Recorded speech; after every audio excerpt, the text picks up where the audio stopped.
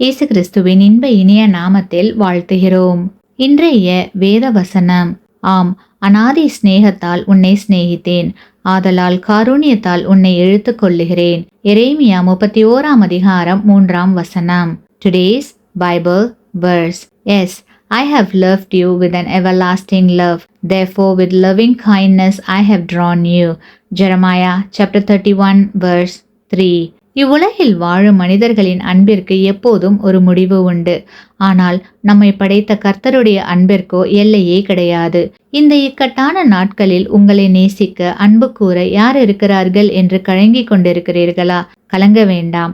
ஏனெனில் அநாதி சிநேகத்தால் உன்னை சிநேகித்தேன், ஆதலால் காருண்யத்தால் உன்னை இழுத்து கொண்டேன் என்று கர்த்தர் கூறுகிறார். தங்களுடைய பிள்ளைகள் மீது அன்பை பொழியும் தாய் தகப்பனுடைய அன்பை காட்டிலும் நம்முடைய பிதாவின் அன்பு மேலானது.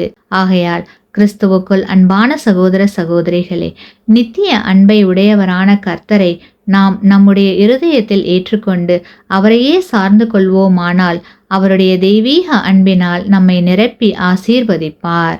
ஆமேன்.